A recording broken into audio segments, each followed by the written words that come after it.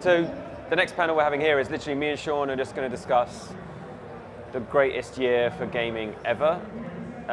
In case you didn't know, that year is 1997. 1997. The 90s were the best. Yes, you do like the 90s, I do know this. So 1997, 20 years ago. 20, was it that long? Yeah, we're 2017 now, The man. whole time I was like, oh yeah, it's just a decade ago. No, it's 20 years ago. So yeah, it might be an outlandish claim, right? You're thinking, how can one year have, you know, a substantially greater amount of hit games? You'd assume an ebb and flow year after year, but 1997 is like the greatest year ever for gaming.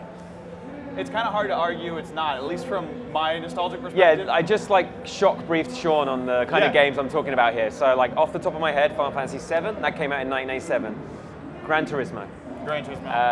Super Mario Kart 64. GoldenEye. GoldenEye's, yeah, 007 GoldenEye. Yeah, some other games already, like just off the top of the surface of my head. Rapper the Rapper came out in that year as well. I never played that one. What? Yeah, I'm a monster. I didn't have a PlayStation, but I did have a PC, and two of my favorite PC Star Wars games came out the year. I think it was X-Wing versus TIE Fighter, and Dark Forces 2, which is Jedi Knight, the first game where you really get to become a Jedi and run out the lightsaber. Wait, was 1997 around the time they started doing the prequels? No, no, it was a little bit later. There's a couple years before they were probably warming up to it, so it's kind of like the ebb and flow of Star Wars games we've had recently. But this ties into the prequels, because the game I just mentioned... Was that a pun on TIE Fighter? What? Was that a pun on TIE Fighter? No, okay. No, it does not. Not intentional. But it actually ties into it, because the Star Wars prequels did come 2 or 3 years later, but Jedi Knight Dark Forces 2 was actually the first time they ever filmed new Star Wars footage since the original trilogy. Oh, to make for in-game footage? For in-game footage. So they actually came back, returned to that universe, and filmed new Star Wars that's live action. So it's kind of a landmark in Star Wars, and it's a great game. A lot of people prefer the follow-ups, the Outcast games, but the first time you really get a lightsaber and you get to use force powers. Come on, guys.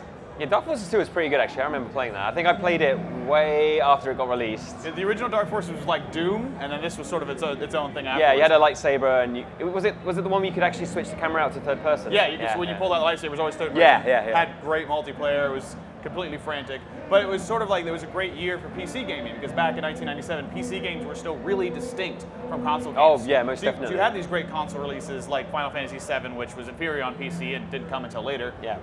But you also had these really unique PC games like the Star Wars franchise that you just couldn't get on consoles. So it was a great year for gaming, not just because all these landmark releases, but because the flavors were so different. The flavors were so different. You had a completely different kind of genre available on each platform. And now it's sort of like... I mean, also like that year for PC as well, we had Blade Runner, which was fantastic, and Curse of Monkey Island. Oh yeah, Curse of Monkey Island, yeah. And those are kind of similar games in their style of play. Completely different subject matters, and tone could not be more different. Right, absolutely. But like you have all that great narrative storytelling. There's a reason Monkey Island is a classic. They're hilarious.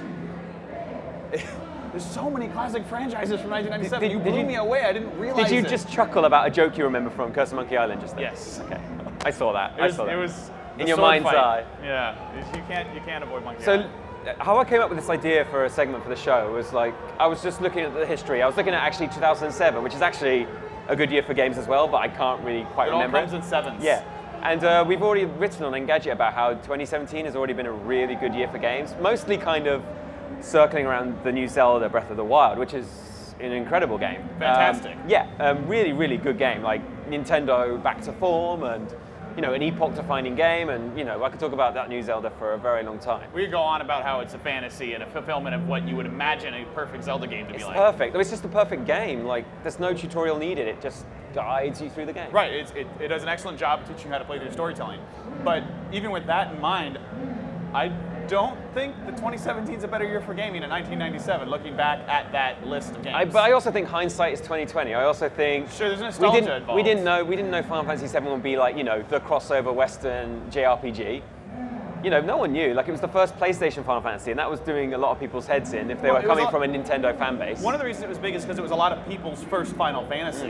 I don't know if you played. Did you ever play any before that? No, after, yeah. Right, not until after. So if you grew up playing the other Final Fantasy games like 4 and 6 or 2 and 3 on the SNES, 7 was really good and impressive graphically, but the story just kind of fell apart. What? The story falls apart in the third act. All of the Final Fantasy. She dies. She doesn't come back. She dies. Yeah, it's not new. She dies. But it was a lot of people's first entry to this new vast series of RPGs, and it was a really And it was good very entry. technically impressive for the time as well. You're talking about what, three discs, for a PlayStation game. Right, like it was unheard of. Yeah, and right. I remember playing it for the first time and being blown away with how the battles seemed to just change the camera angle to whatever looked the most It was very cool. cinematic at that point, yeah. Extremely cinematic. Because before all we had was the flat pixel view, which I still love and is still great. Yeah. But it really upped the Final Fantasy expectations to the next level. Yeah, very much ramped up what everyone was hoping to see from these kind of Right, games. and there's a reason people keep going back to that game to compare to it. There's a reason that Square Enix ring that cash cow every year. Like Cloud, I tried to, when I was researching this segment as well, I tried to research exactly how many games Cloud, the main guy from Final Fantasy 7, has been in, and I just lost count. It's a lot. He was crossing over right away in Final Fantasy Tactics, I think, the next year. There's this game on PlayStation which isn't good called Ergaze, where it's a beat 'em up. People only buy that because Cloud was in it. Awful. It's so bad. But to go back to 1997, Final Fantasy 7, Mario Kart 64. We keep coming back to it because we wrote an article on Engadget, like you said, about 2017 being a great year for gaming. Right. And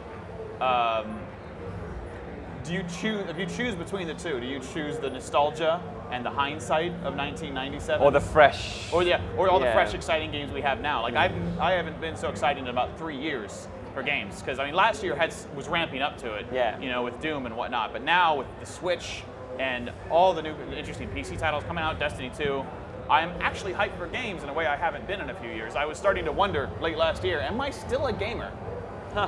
And then this year I'm like, oh yeah, I am. It's just the industry was slow. Yeah. So like when you see these games like refine and evolve themselves, sure there's misses or there's divergent things, or often like a game is trying to achieve many goals. I would say Final Fantasy 15 isn't great, but it achieves things. It's very different. It tells a story. Right. You start, you know, you get well, invested. It doesn't tell that much of a story. Yeah. I mean, I haven't seen the movie. That's the thing. It gets more.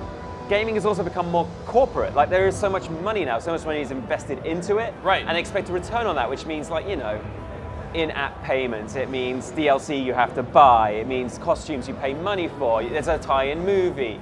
Do you think that's why there were so many great games in 1997s? You could do it with a smaller staff and less money. Now, a video game costs more to make than a film. It's a multi-million-dollar endeavor. That was the year the N64 launched in Europe, so in the UK. It was the PlayStation had been out a year or two, I think 1995. Yeah.